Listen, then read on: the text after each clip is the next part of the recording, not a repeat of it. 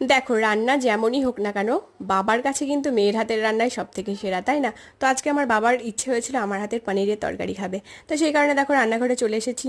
আর এখানে আমি মশলা দিয়ে দিয়েছি। আর আজকে নিরামিষ পনির করব। আর তার সাথে রেখেছি কাজু আর পোস্ত বাটা। তো মা বাকি রান্নাগুলো করে নিয়েছিল, আর আমি ভাবলাম আমি পনিরটা করে নিই।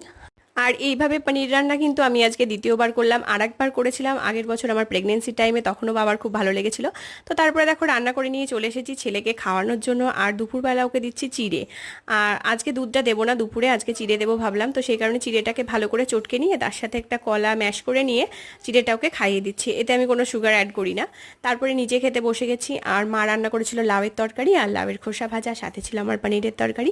তো রান্নাটা ভালোই হয়েছিল মোটামুটি। তারপরে আজকেও কি মনে হলো হঠাৎ একটু শাড়ি পরলাম। তো দেখো আমার শাড়ি পরা দেখে আমার ছেলের তো মাথা খারাপ, ভাবছে মাম্মাম হয়তো কোথাও বেড়াতে যাবে। আর ঠাম্মার শরীরটা একটু ভালো হয়েছে, সেই কারণে আমাদের বাড়ি এসছে।